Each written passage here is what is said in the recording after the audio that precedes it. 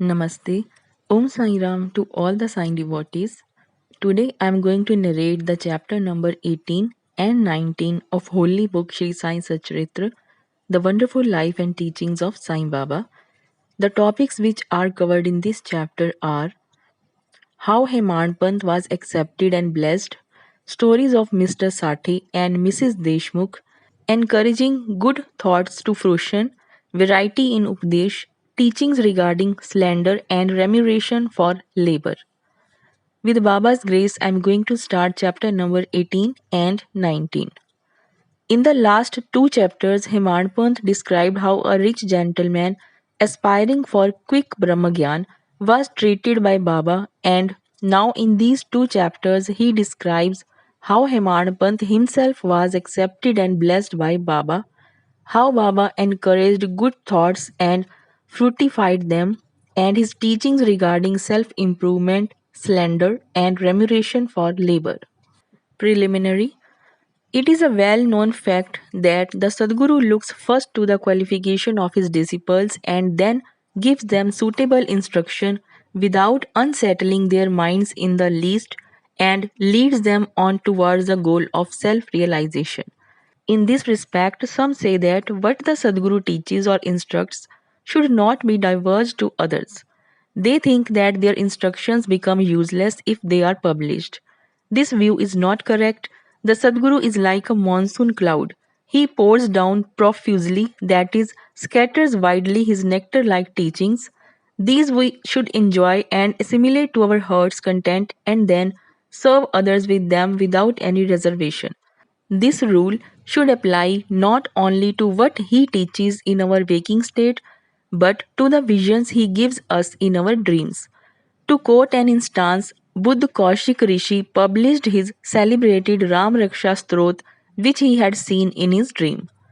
Like a loving mother forcing bitter but beneficial medicines down the throats of her children for the sake of their health, Sai Baba imparted spiritual instructions to his devotees. His method was not veiled or secret but quite open. The devotees who followed his instructions got their object. Sadgurus like Sai Baba open our eyes of the intellect and show us the divine beauty of the self and fulfill our tender longings of devotion. When this is done, our desire for sense objects vanishes, twin fruits of Vivek and Vairagya come to our hands, and knowledge sprouts up even in the sleep. All this we get when we come in contact with saints, serve them, and secure their love.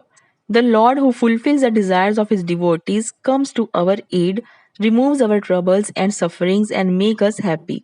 This progress or development is entirely due to the help of the Sadguru, who is regarded as the Lord himself. Therefore, we should always be after the Sadguru, hear his stories, fall at his feet, and serve him. Now we come to our main story. Mr. Satay. There was a gentleman named Mr. Satay who had attained some publicity many years ago during Kafir regime, which was put down by Lord Ray, the governor of Mumbai. He suffered severe losses in trade. Other adverse circumstances gave him much trouble and made him sad and dejected. Being restless, he thought of leaving home and going out to a distant place. Man does not generally think of God, but when difficulties and calamities overtake him, he turns to him and prays for relief. If his demerits have come to an end, God arranges his meeting with a saint who gives him proper directions regarding his welfare. Mr. Satay had similar experience. His friends advised him to go to Shirdi where so many people were flocking to get Sai Baba's darshan for getting peace of mind and the satisfaction of their wants. He liked the idea and at once came to Shirdi in 1917. Seeing Baba's form, which was like eternal Brahma, self luminous, peerless, and pure, his mind lost its restlessness and became calm and composed. He thought that it was the accumulation of merits in his former births that he brought him to the holy feet of Baba. He was a man of strong will. He at once started to make a paryan of Guru Charitra. When the reading was finished in Saptah or 7 days, Baba gave him a vision that night. It was to this effect: Baba, with Guru Charitra in his hand, was explaining its contents to Mr. Satay, who was sitting in front and listening carefully. When he woke up, he remembered the dream and felt very happy. He thought that it was extremely kind of Baba, who awakens souls like his that are snoring in ignorance and makes them taste the nectar of Guru Charitra.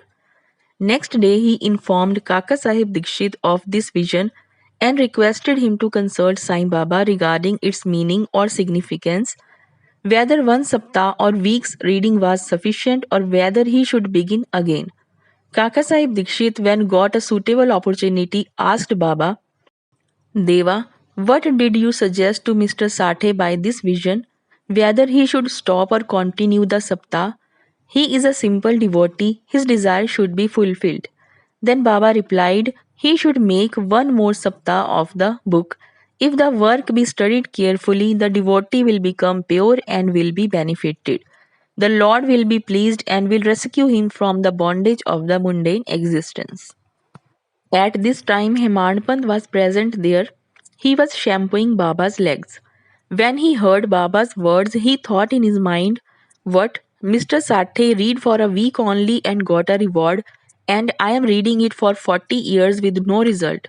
His 7 days stay here becomes fruitful, while my 7 years stay goes for nothing. Like a chatak bird, I am ever waiting for the merciful cloud to pour its nectar on me and bless me with his instruction. No sooner did this thought cross his mind, Baba knew it then and there. It was the experience of the Bhagats that Baba understood all their thoughts and that he suppressed the evil thoughts and encouraged the good ones. Reading Hemandpant's mind, Baba at once asked him to get up, go to Shama, get from him rupees 15 as dakshina, sit and chit chat with him for a while, and then return. Mercy dawned in Baba's mind, and so he issued this order.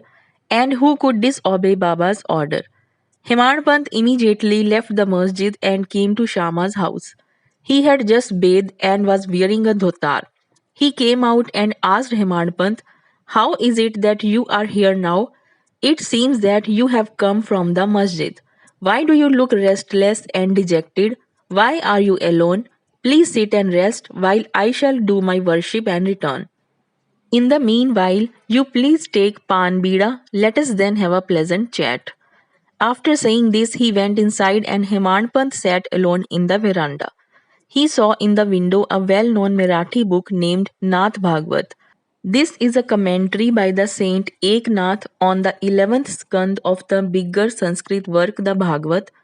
At the suggestion or recommendation of Sai Baba, Bapu Sahib Jog and Kaka Sahib Dikshit read Bhagavad Gita daily with its Marathi commentary named Bhavat Deepika or Gyaneshwari and Nath Bhagwat, and also Eknath's other big work like Bhavat Ramayan. When devotees came to Baba and asked him certain questions, he sometimes answered them in part and asked them to go and listen to the readings of the above mentioned works, which are the main treatises of Bhagavad Dharam. When the devotees went and listened, they got full and satisfactory replies to their questions. Hemandpant also used to read daily some portions of Nath Bhagwat. That day he did not complete the daily portion of his reading, but had left it unfinished in order to accompany certain devotees who were going to the masjid.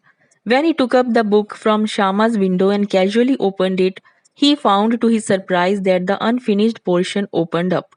He thought that Baba sent him very kindly to Shama's house for enabling him to complete his daily reading. So he went through the unfinished portion and completed it. As soon as this was over, Shama, after doing his worship, came out and the following conversation took place between them.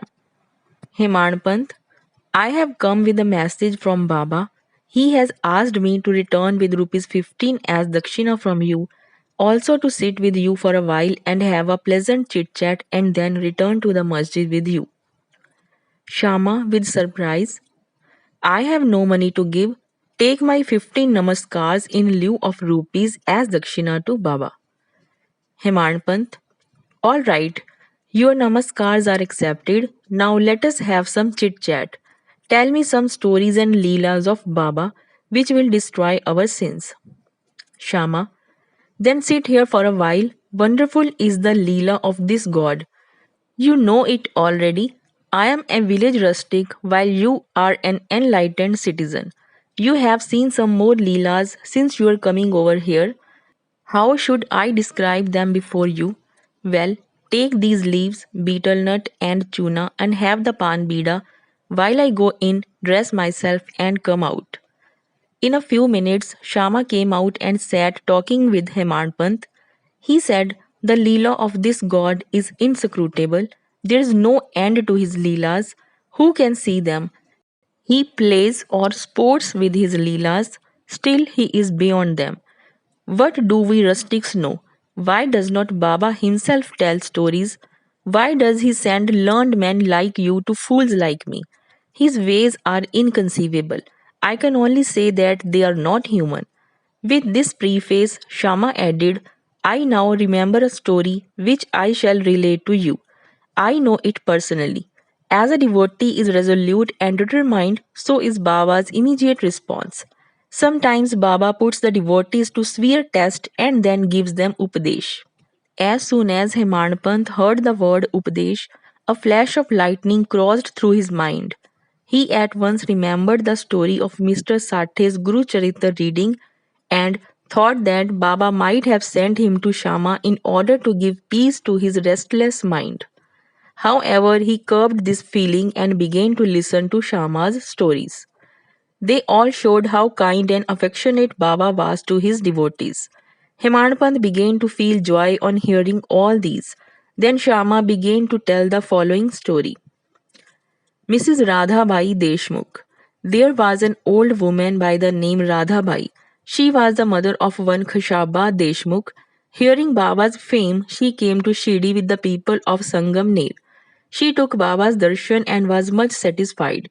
She loved Baba intimately and resolved in her mind that she should accept Baba as her guru and take some upadesh from him.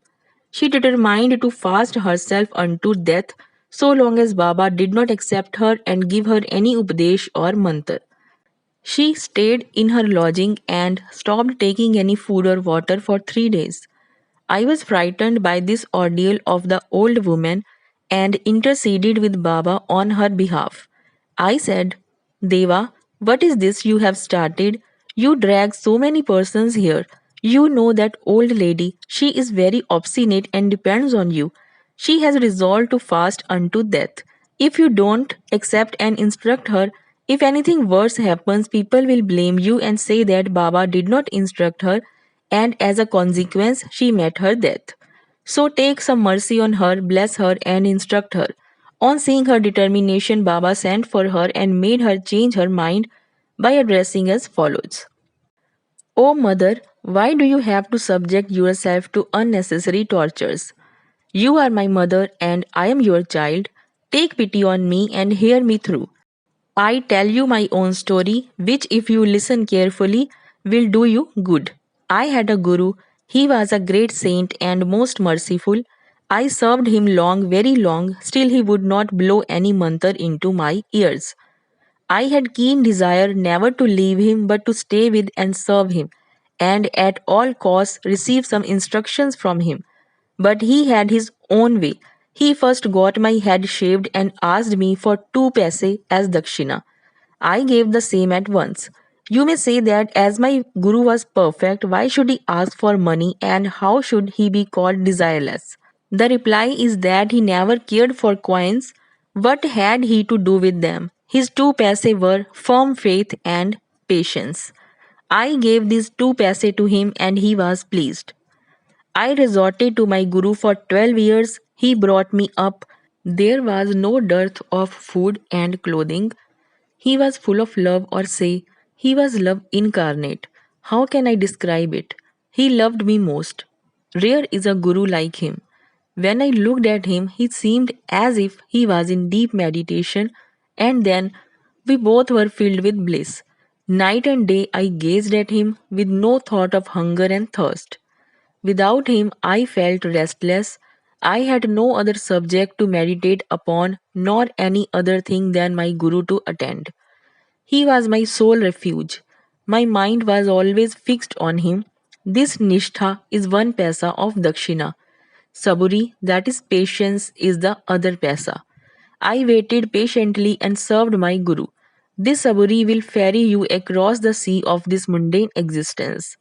Saburi removes all sins and afflictions, gets rid of calamities in various ways, and casts aside all fear and ultimately gives you success. Saburi is the mine of virtues, consort of good thought. Nishtha and Saburi are like twin sisters, loving each other very intimately. My Guru never expected any other thing from me. He never neglected me but protected me at all times. I lived with him and was sometimes away from him, still, I never felt the absence of his love. He always protected me by his glance, just as the tortoise feeds her young ones, whether they are near her or away from her on the other side of the bank, by her loving glances. O mother, my Guru never taught me any mantra, then how shall I blow any mantra in your ears? Just remember that Guru's tortoise like loving glance gives us happiness. Do not try to get mantra or upadesh from anybody. Make me the sole object of your thoughts and actions, and you will no doubt attain Paramarat. Look at me wholeheartedly, and I, in turn, look at you. Sitting in this masjid, I speak the truth, nothing but the truth. No sadhana or proficiency in the six shastras is necessary. Have faith and confidence in your Guru. Believe that Guru is the sole actor or doer. Blessed is he who knows the greatness of his Guru and thinks him to be Hari, Har, and Brahma incarnate. Instructed in this way, the old lady was convinced. She bowed to Baba and gave up her fast. Hearing this story carefully and attentively and marking its significance and appropriateness, Hemadpant was most agreeably surprised. On seeing this wonderful Leela of Baba, he was moved from top to toe. He was overflowing with joy, his throat was choked, and he was not able to utter a single word. Shama, on seeing him in this condition, asked him, "What is the matter with you? Why are you silent? How shall I describe the innumerable Leelas of Baba?" Just at this time, the bell in the masjid began to ring, proclaiming that the noon worship and arati ceremony had begun. Therefore, Shama and Hemadpant hurried to the masjid. Bapu Sahib Jog had just started the worship. Women were up in the masjid and men were standing below in the open courtyard, and they were all singing the arati in chorus to the accompaniment of drums. Shama went up, pulling Hemadpant with him. He sat to the right and Hemadpant in front of Baba. On seeing them, Baba asked Hemadpant to give the dakshina brought from Shama. He replied that Shama gave namaskars in lieu of rupees and that he was there in person.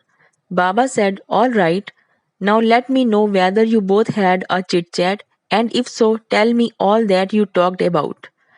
Not minding the sounds of the bell, the drum, and the chorus songs, Himadpant was eager to tell Baba what they had talked about and started to narrate it. Baba was also anxious to hear, and so he left the bolster and leaned forward. Hemadpant said all that they talked about was very pleasant, especially the story of the old lady was most wonderful, and that, on hearing it, he thought that his Leela was inexplicable, and under the guise of that story, he really blessed him. Baba then said, "Wonderful is the story. How were you blessed? I would like to know everything in detail from you, so tell me all about it."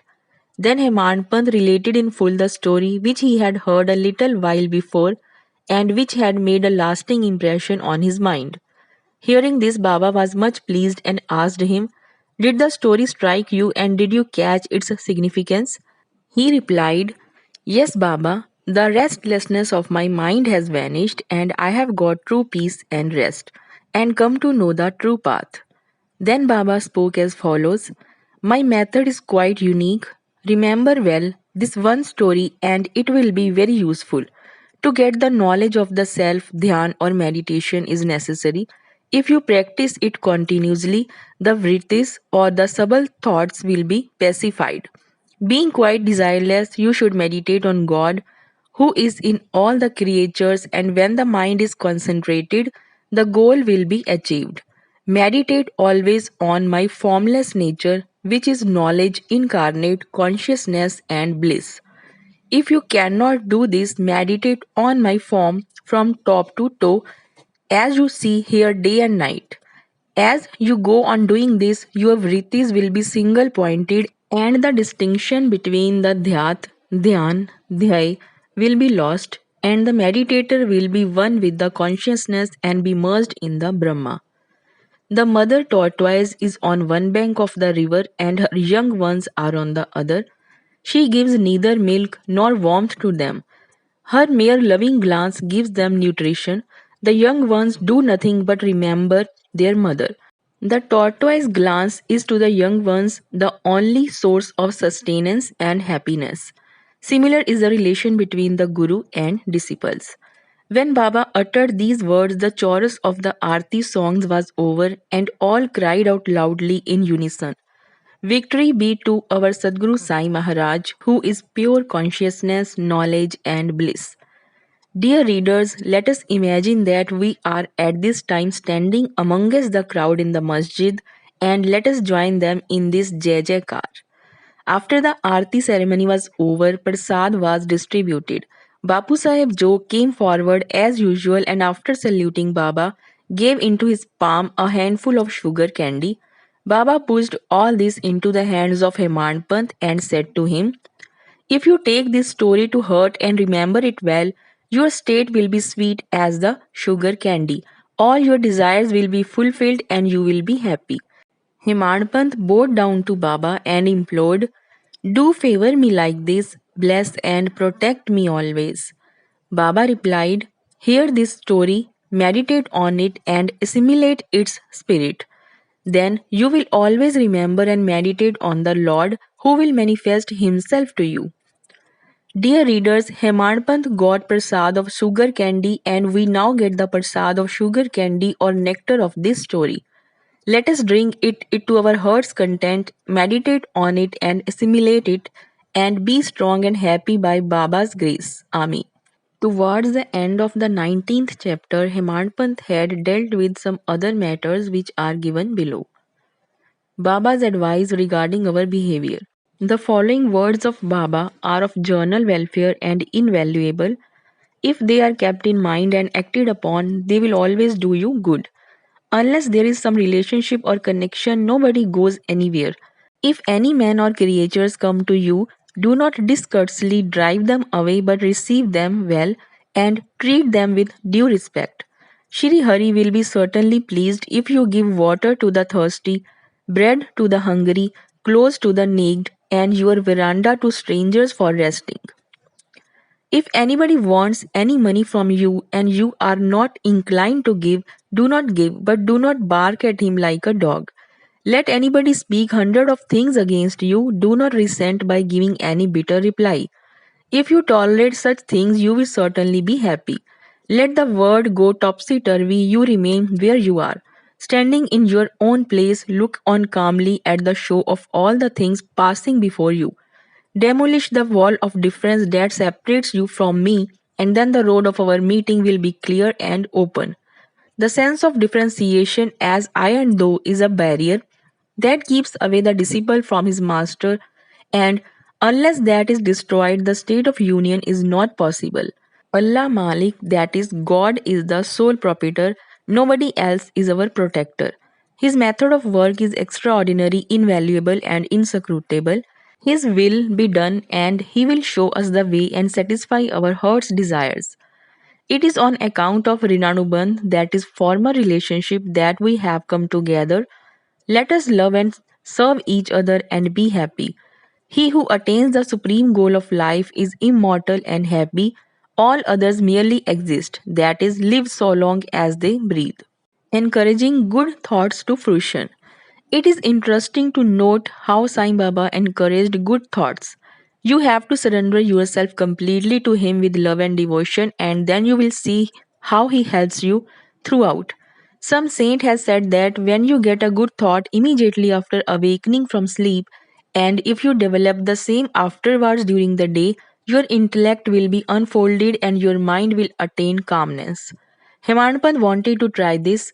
One Wednesday night before going to bed, he thought, tomorrow is Thursday, an auspicious day, and the place with Shiri is so holy, so let me pass the whole day in remembering and celebrating Ram Nam. And then he slept off.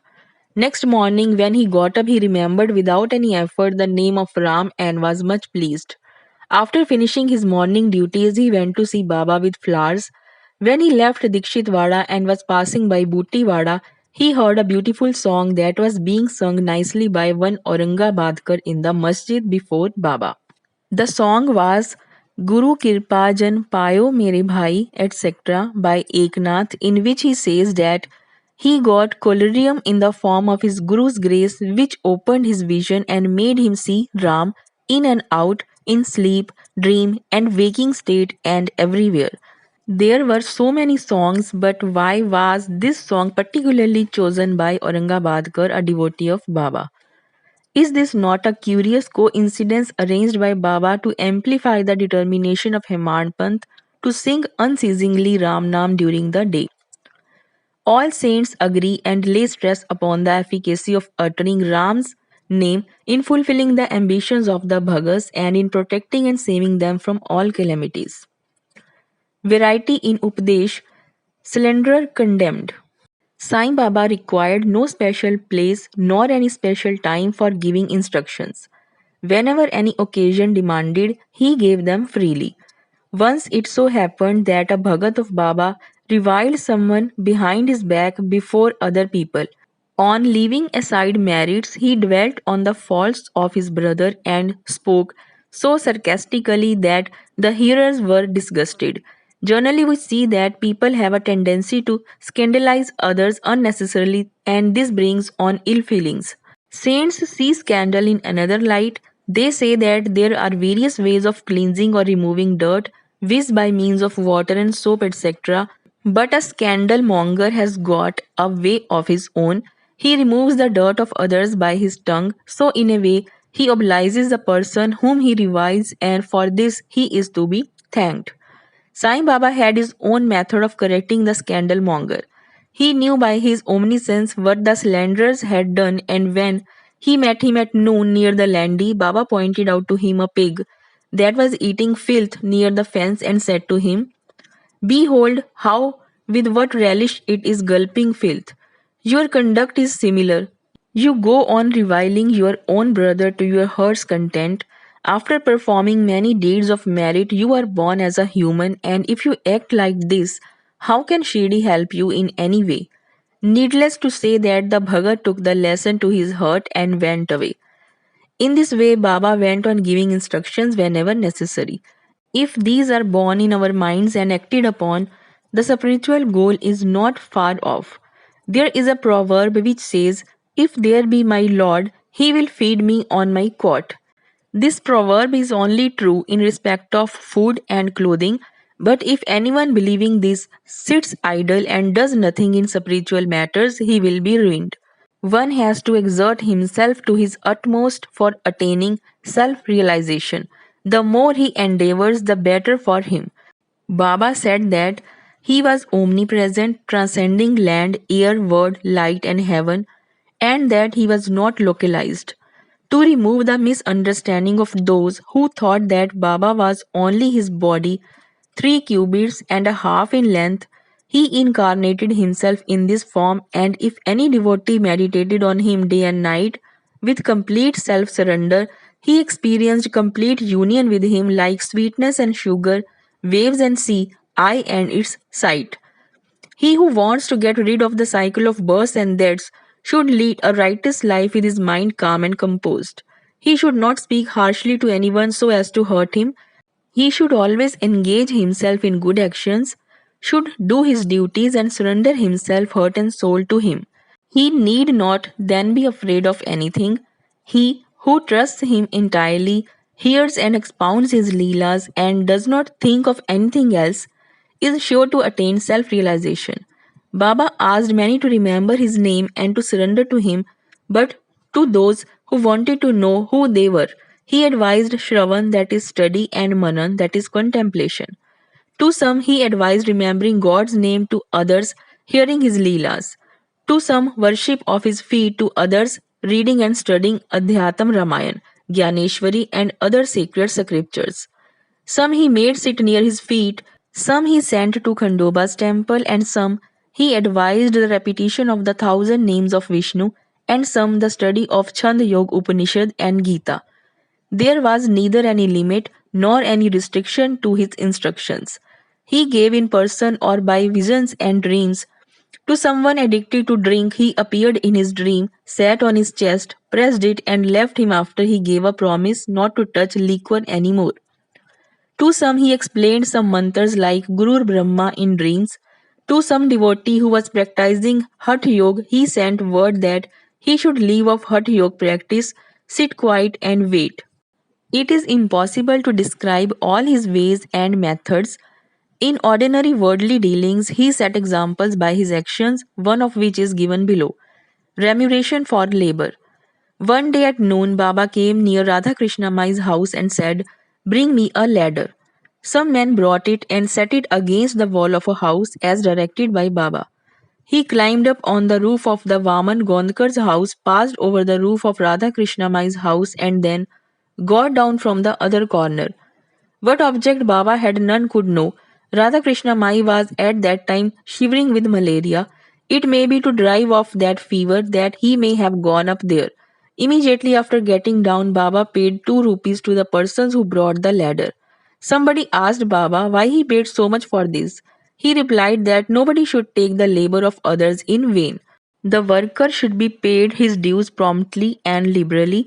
If the principle taught by Baba be followed, that is, if the remuneration for labor be paid promptly and satisfactorily, the laborers will turn out better and both the laborers and their employers will be profited.